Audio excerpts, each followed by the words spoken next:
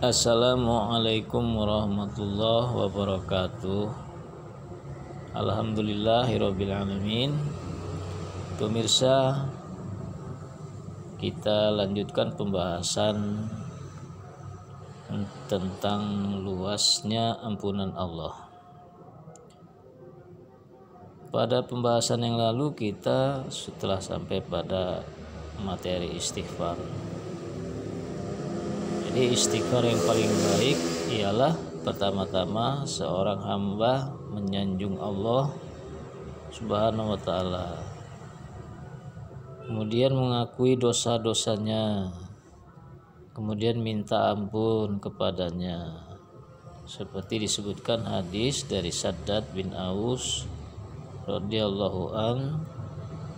Nabi Shallallahu alaihi wasallam bersabda, Sayyidul istighfar yang paling utama ialah seorang hamba berkata, Allahumma anta rabbi la ilaha illa anta khalaqtani wa ana abdika wa ana ala ahdika wa wa'dika mastata'tu a'udzubika min syarri ma sana'tu abu'u laka bi ni'matika alayya wa abuhu bi zanbi faghfirli fa innahu la yaghfiru dzunuba illa anta. Ya Allah, Engkau adalah Rabbku, tidak ada ilah yang berhak diibadahi kecuali Engkau. Engkaulah yang menciptakanku dan aku adalah hamba-Mu. Aku yakin dengan janji-Mu dan aku akan setia pada perjanjianku denganmu semampuku. Aku berlindung kepadamu dari keburukan apa saja yang telah aku perbuat. Aku mengakui nikmat-Mu yang diberikan kepadaku. Aku mengakui dosaku. Oleh karena itu, ampunilah aku. Sesungguhnya tidak ada yang bisa mengampuni dosa kecuali Engkau.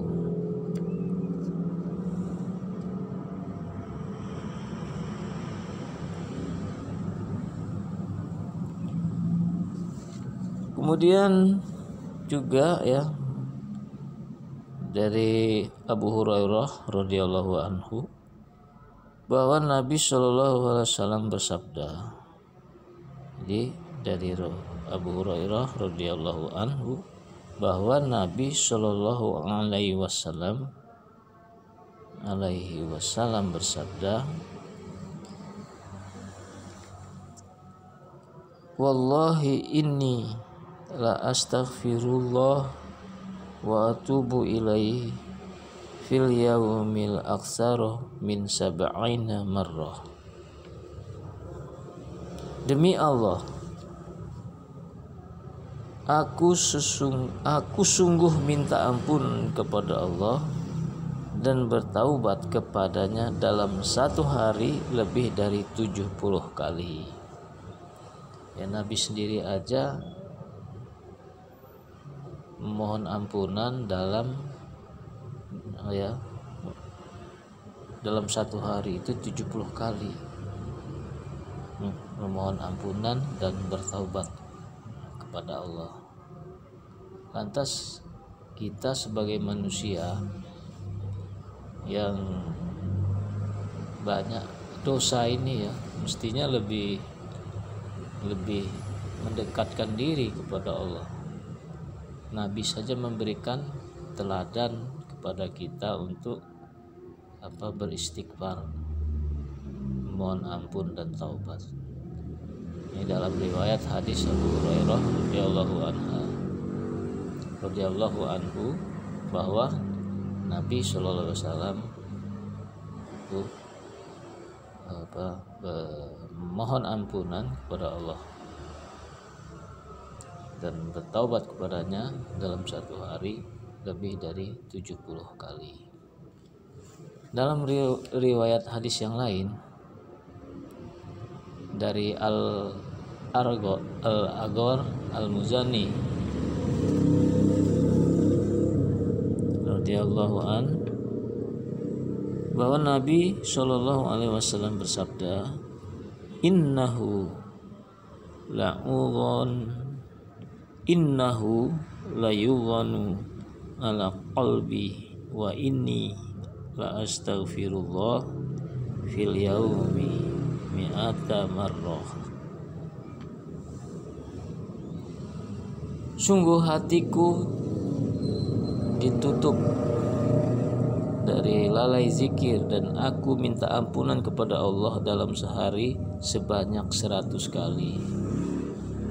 Jadi dalam satu hari 100 kali beristighfar atau memohon ampun kepada Allah.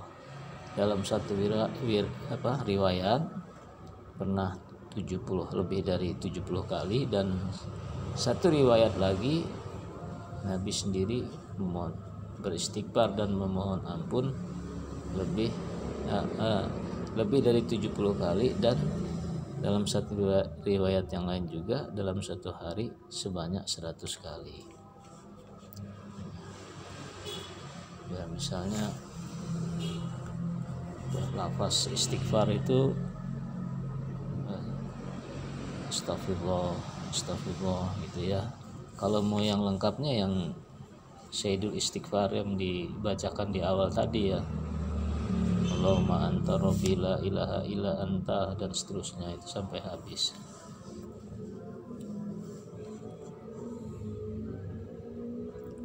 Kesimpulannya, obat-obat dosa ialah beristighfar. Diriwayatkan dari Abu Dzar radhiyallahu anhu berkata, sesungguhnya setiap penyakit mempunyai obat, dan obat dosa ialah istighfar.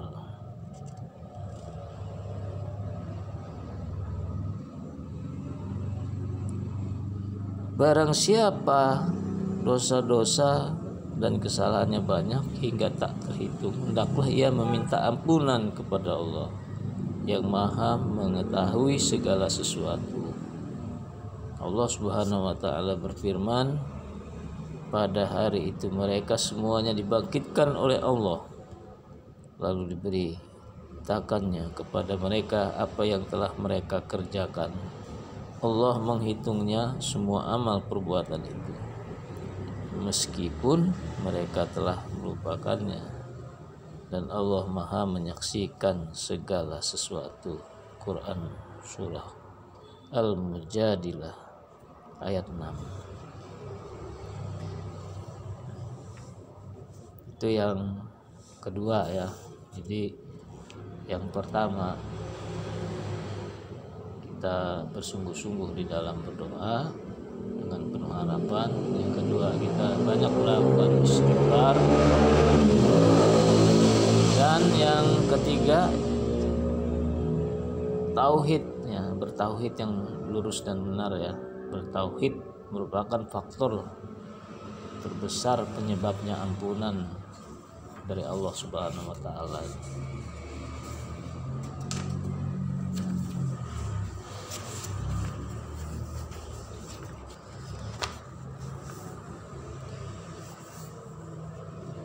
Jadi istilah tauhid ini, seseorang itu tidak mempersekutukan Allah dan sesuatu yang lain. Itu yang namanya tauhid. Hanya menyembah Allah semata.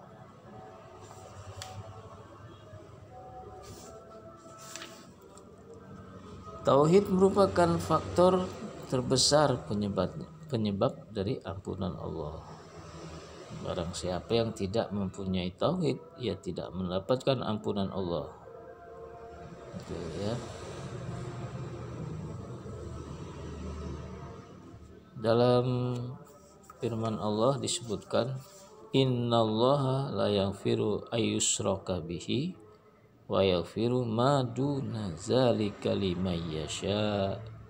Sesungguhnya Allah tidak mengampuni dosa karena mempersekutukannya atau syirik, dan dia mengampuni apa dosa yang selain dari syirik. Jadi dia mengampuni dosa selain dari syirik bagi siapa yang dia kehendaki. Jadi dengan menyekutukan Allah ini jangan main-main ya. Semua amalan kita itu jadi gak ada guna, karena kalau dosa syirik ini belum diampuni sama Allah, ya percuma kita melakukan amal kebaikan yang lain. Jadi yang pertama kali adalah yang harus kita perhatikan itu adalah jangan sampai kita mempersekutukan Allah. Banyak macamnya orang-orang yang mempersekutukan Allah ini. Misalnya dia percaya kepada benda-benda yang mengandung kekuatan gaib, yang bisa mendatangkan kekuatan gaib. Kemudian percaya kepada dukun, itu contohnya ya, atau benda-benda keramat lainnya dan lain sebagainya. Itu satu di antaranya. Nah, itu termasuk dosa besar. Nah, dosa besar ini tidak akan diampuni sama Allah kecuali orang-orang yang dikehendakinya, kecuali orang-orang itu mau bertaubat, tidak mau mengulangi lagi kesyirikannya.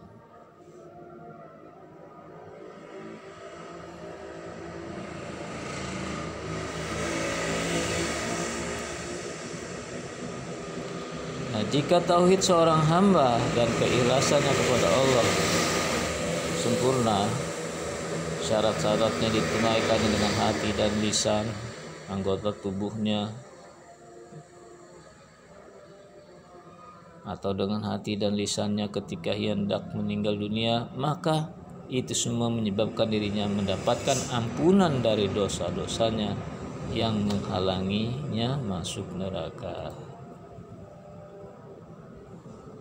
Jadi barang siapa yang mengisi hatinya dengan tauhid, maka semua yang bertentangan dengannya akan tersingkir. Ketika itulah seluruh dosa dan kesalahan-kesalahannya akan sirna meski sebanyak buih di laut. Kesalahan-kesalahan itu bisa saja berubah menjadi kebaikan, karena tauhid adalah penghancur terbesar dosa-dosa dan kesalahan-kesalahan. Jika salah satu biji sawi tauhid diletakkan di atas gunung dosa atau kesalahan, pastilah tauhid mengubah dosa dan kesalahan tersebut menjadi kebaikan. Ini adalah di antara keutamaan tauhid. Jadi itulah ya sebagai perumpamaan. Jika biji sawi tauhid diletakkan di atas gunung dosa, jadi di atas gunung dosa atau kesalahan, jadi pastilah tauhid mengubah dosa dan kesalahan tersebut menjadi kebaikan. Ini adalah di antara keutamaan tauhid.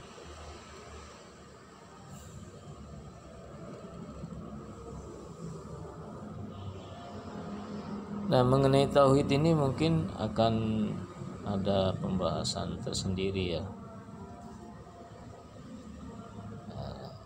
Insya Allah lain waktu kita akan bahas tentang tauhid ini. Cukup sekian dulu, terima kasih. Semoga bermanfaat bagi kita semua. Sampai jumpa lagi di lain waktu. Wassalamualaikum warahmatullahi wabarakatuh.